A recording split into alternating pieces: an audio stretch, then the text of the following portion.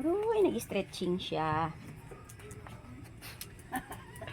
Good morning. Good morning, good morning. Ako si Mangot kami, Ming. Ha, agoy, ang harot-harot mo. Siya. Kailan ako? Kamusta, Nay? Good morning. Adi, good morning din po. At magandang araw sa kanilang lahat. Nag-iisip? Ano po Ikot iniisip sa niyo? tanim. Tapos ito, ang iisipin ko is uwi. Din talaga, bakasyon ba sa probinsya? Ay, Sa gusto. sakali. Ba't bakasyon lang, Nay? Titingnan ko yung titirikan ko to sa probinsya nga. Sakaling aayusin natin. Sakaling mayroong kunting Hindi pa ba pwedeng dire-diretso na? Hindi na pwedeng dire-diretso na? naman, hinay-hinay lang. Tingnan ko muna yung titirikan ko ng lupa doon kasi dinidemolis na po yung aming tirahan sa ngayon. Balak ng may project kasi yung isang division na yan is talagang mapipilitan kaming umalis kay lahat dyan. After 26 daw. 26 ng 2026. So, unti-unti na nga tinatanggal yung mga bahay na yan.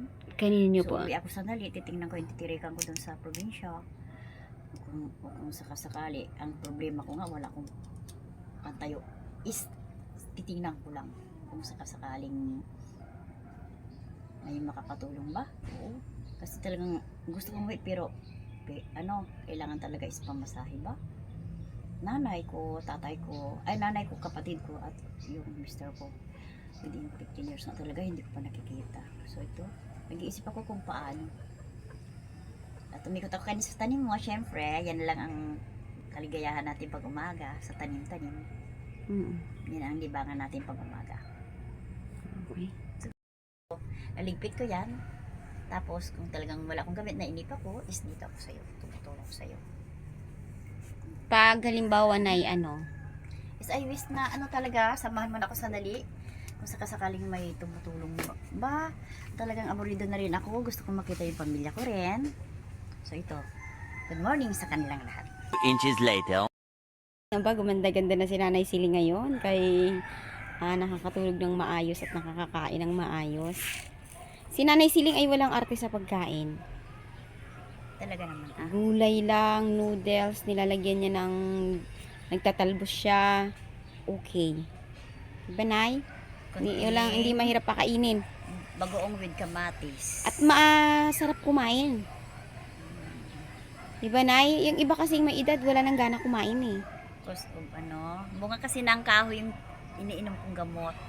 Nakagagana siya. Oo, yung buto siya, tapos iinumin mo siya. So maganda siya. May sakit ako dito eh. Wala naman eh, mukhang okay ka naman. Kumikirot pa siya. Tapos unti-unting nawawala yung sinus ko. Dito is yung dibdib ko is malaki. Lumalaki ka? Puso. Pero kahapon kinakausap kita, Nanay, biglang dalawang beses kita napansin na sumasakit ang dibdib mo. Nabigla ako sa kapatid ko. Na Bakit? lagi sabi niya na mamamatay na raw siya. Oo. Tapos yung nanay ko is mamamatay na rin. Siyempre, kahit sino, di ba? Dalawa yan eh. Saan Pinapapak ko nadikit, siya. Nanay, na may glaucoma ka noon? Pina-exam ko sa Philippine, ano pa na? Hospital ba yan? Philippine Hospital sa Maytaf. Nagtatrabaho ka pa noon? Pakyawan ng bags. Kaya nga po, may Patay trabaho yan. ka pa nung panahon na yon Mm-mm. na nagkaroon ka ng glaucoma. Mm. Ginamot yan. Nagpa-check up lang doon. Tapos, paano po nawala? Pinapunta ko ng Spurs eye drops. May eye drops na Pag ibinigay ininom, sa'yo. manghang siya. Tapos bakit? May binigay yung drops. Mm-mm. Nanay, ilang taon ka ba, Nanay? Nag-asawa? 23. 23 years old. Mm. Tapos mag-asawa ka, nagtrabaho ka pa po? Pakyawan ng bags. Nagtrabaho Kahit ka pa pa? paano. Nagtrabaho ka pa, Nanay? Oo. So, ibig sabihin, habang Para nagsasama kumita. kayo, Pakyawan niya. nagsasama kayo ni tatay, Mhm. nagtatrabaho ka pa? Oo. Kasi kulang eh. Napakalit ng sweldo eh. Ilang taon kayong nagsasama Hindi bago na- ka nag-stop mag-work? mga 15. 15 years. Oo po. Kasi nagkasakit na ako. So katain na ako. Talagang naging kalansay ako eh. Saan kayo tumira no, nanay? Nung Dito nagtatrabaho sa ka po? Muñoz Market, nagtinda ako. Umuwi ako. Parang napasma ako. Lahat ng klaseng prutas sa klaseng daing. Apo. Oo, di umuwi ako na nabasa ako, mamimili ako ng tanghali sa Balintawak. Oo, pag wala na akong paninda, takbo, naabutan ako ng ulan. Ayun. Nagsimula Hanggang nun, naubo na ako, hanggang naging kalansay na ako, hindi ako na makatulog eh. nabinat ka. Hmm. Nagbuntis ka nun, nung nagtatrabaho ka. Hindi pa naman. Hindi pa. Nag-second life ako. Tapos, nung nag-stop ka nagtrabaho dahil nagkasakit ka, hindi ka na bumalik sa trabaho mo. Pinahinto na niya ako. Pinahinto ka ni tatay. Bantayin ko na Dante. lang daw siya. Ah. Saan po kayo nakatira niyan? Hindi pa dito? Dito ko na sa Muñoz Market sa may North SM. Ah, okay. Ibig sabihin, nangungupahan po kayo dati? May bahay kayo Hindi dati? kami nagkakilala. May bahay kayo dati ni Tatay Dante? Nagsama kayo sa Ayun isang nga yung bahay bahay? ng kapatid ko. Inumpisahan ko yan noon. Nagpapadala ako. Saan po? Sa probinsya, yung bahay ng kapatid ko mamamatay na, sabi niya ngayon. Ibig ko po sabihin, Nanay Siling, nung Nangungupahan nagtrabaho kayo parehas ni Tatay Dante, Opo. may trabaho kayo parehas, saan kayo umuwi? Dito din sa Muñoz Market nga, kasi dito din sa City Hall with 18 a day is lang siya noon, boy, then nag-apply siya ng City Hall. Sa katuwid na yan is na regular siya kasi sa pagtiyatsaga niya. Maayos naman po yung naging pagsasama niyo ni Tatay Dante Oo doon. naman, sa hirap at ginhawa at talagang pagkikisama. Pagsasama kayo. Ilang taon po kayo Sa nagsama hirap. doon sa nangupahan po kayo? Sa isang kwartong maliit. Okay, nangupahan kayo doon. Kaya pag asawa ka is mangungupahan ka. Mapangit yung kasama yung mga kapatid sa pag kailangan bukod tayo pag mag-asawa na tayo. Bakit nanay na Mhm. nung nangupahan kayo, bakit po kayo umalis doon sa inuupahan nyo? Itong subdivision na to, walang bantay, puro siya pasabungan siya eh. Opo. Puro kahoy. Walang titira talaga. So nakita ko sa matanda. Pinalakpakan ako. Paborito niya akong kukun is, ay God! Yung lumipad na yung may-ari dito, siling, dito ka na.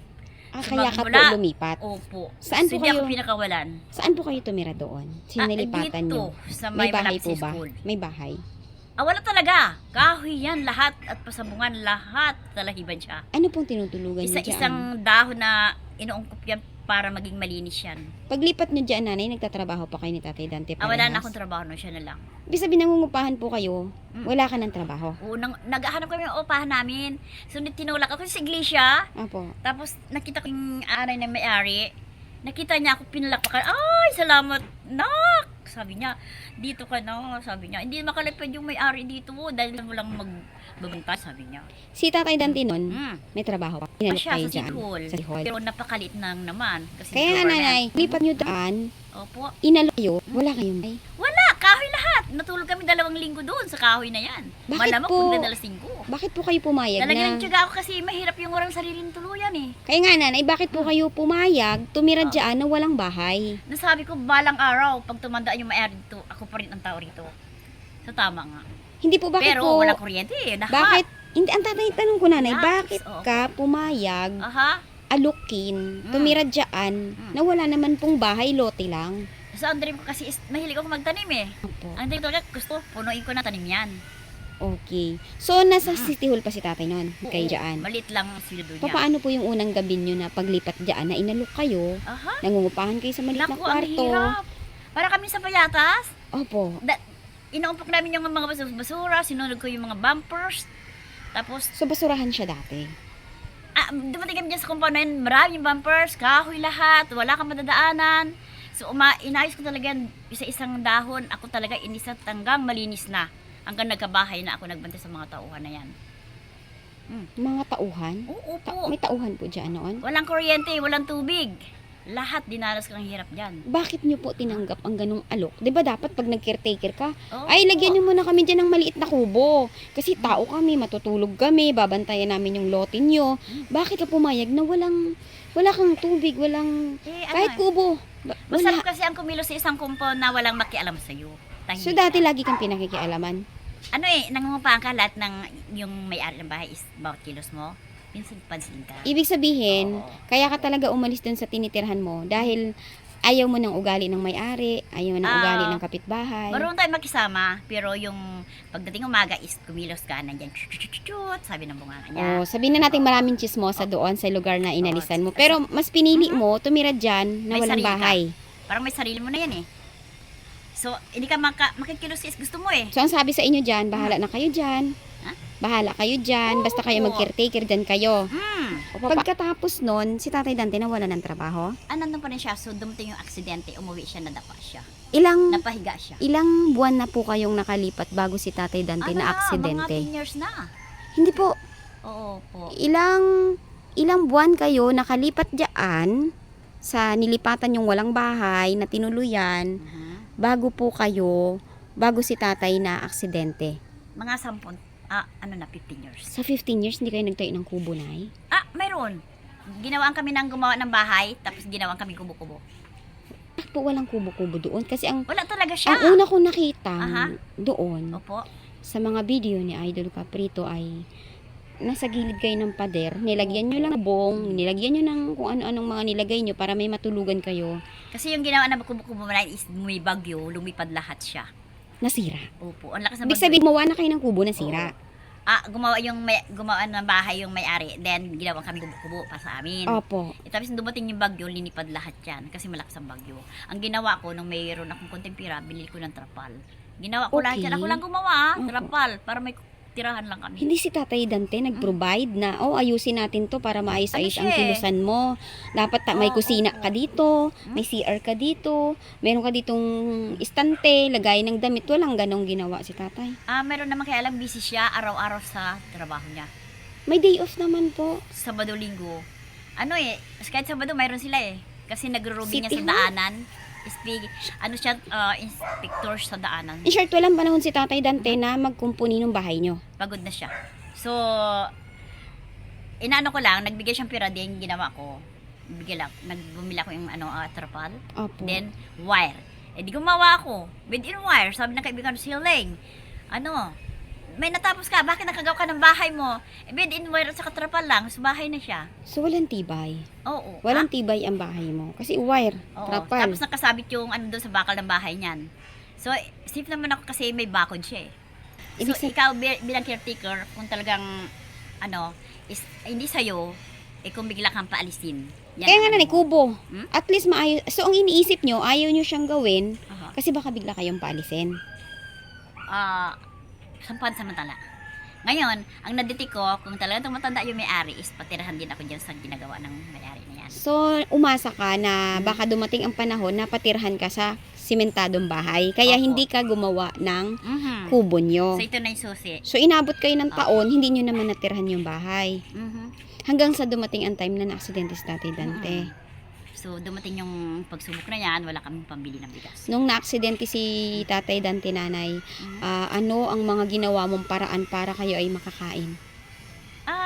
Kasi wala na siyang kita, wala na siyang hanap buhay. Ito nga, may kata ko mga ngahoy para tatalian, tapos mga lakal, Opo, tapos tanim-tanim, opo, tapos punta ako sa mga kaibigan ko, magdadama ako doon, opo, hanggang mayroon ako pabili ng bigas.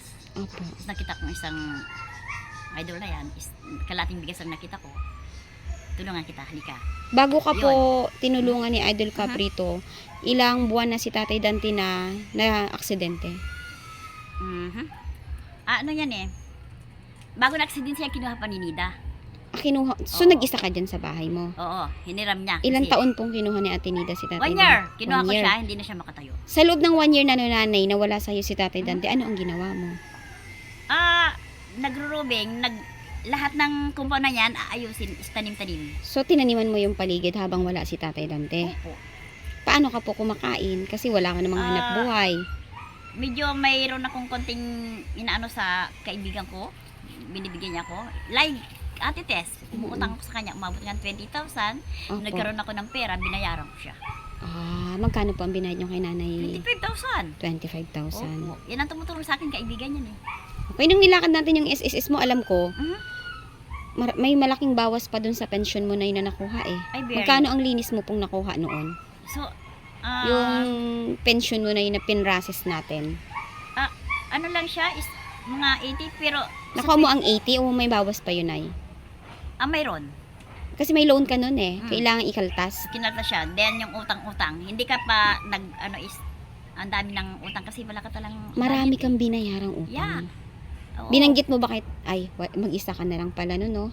Tapos nanay, tawag dito, nung kinuha ni Ate Nida si Tatay Dante, bakit naisipan mo nang bawiin? Tawa ako, hindi na siya makatayo. Nabalitaan mo po ba? Dinadalaw ko, hindi na makatayo. Ilang Putla beses siya. mo dinadalaw si Tatay Dante kay Ate Nida? Tuwing Sabado, Tuwing Sabado dinadalaw mo Linggo. siya. umiyak siya pag dinadala ko. So, Opo. wala akong pagkagawa, hindi ko siya mapakain. So, hindi ko nakatiis nagpatunong kay Ate Nick mo. Okay. Nung Tapos, alam ko na mag-retire na siya. Ilang taon si Tatay Dante noong kinuha ni Ate Nida nung una niyang alaga? I think mga is 55. 55. So, kinuha niya is, nakita, hindi ako nakatiis, kinuha ka na talaga kasi hindi na siya makatayo. Maputla na siya. Ano ang sabi ni Ate Nida So, ganun sa'yo? na siya. Hindi talaga siya makatayo. Ano sabi ni Ate Nida sa'yo nung kuhain niya si Tatay Dante noong una niyang kinuha? Binigay na siya kasi kamamatay din ng inalagaan niya. So, dalawa sila ng inalagaan niya. So, nakita ko yung Kasi namatay na yung isa niyang inalagaan. Kamatay lang siya. So, Ah, tapos bininta na yung bahay na yun. oh. Tapos binigay na si Kuya Dante mo sa akin. Tapos nung kinuha na yung return ni may return ako nilakad sa kay Tatay Dante mo, ako maghawak lahat ng pera ni Tatay. So, iniisip niya na dahil inag-alaga siya ng 1 year kay Tatay Dante, siya na ang hahawak. Kasi nga, gusto niya siya ang mag-alaga. Baka winawaldas mo. No. Purpose niya is siya ang hawak lahat ng pinaghirang mister ko. Sa Tatay Dante, ang gusto niya mag-alaga para may Hindi. gasin. Talong ka Kinuha ko Parang may COVID na Nung nakita mo na si Tatay Dante ay hindi maayos ang kalagayan kay Ate Nida, ano ang una mong ginawa? Exercise. Hindi po, paano mo siya nakuha doon?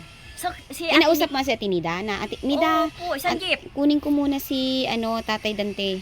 Si Dante kunin ko muna kasi gusto ko ako mag-alaga. Ganun po ba? O Oo. nag-away kayo nung kinuha Hindi. mo siya? Binenta yung bahay doon. Pinahiraman akong konti para maarkila ko yung jeep. Tapos yung gamit ng iba is dinala ko doon. Pati si Tatay Dante mo, kasama ko si Ate Nick. Sinoli ba niya si Tatay Dante o kinuha mo Kinuha mismo? ko talaga. Kasi Hindi siya na nagalit na kuhain mo? Hindi. Binigay sabi niya po? kasi kakamatay ng kapatid niya. Depressed pa din siya. Kasi ang inalagaan Hindi niya niya 30 nakaya. years na nawala.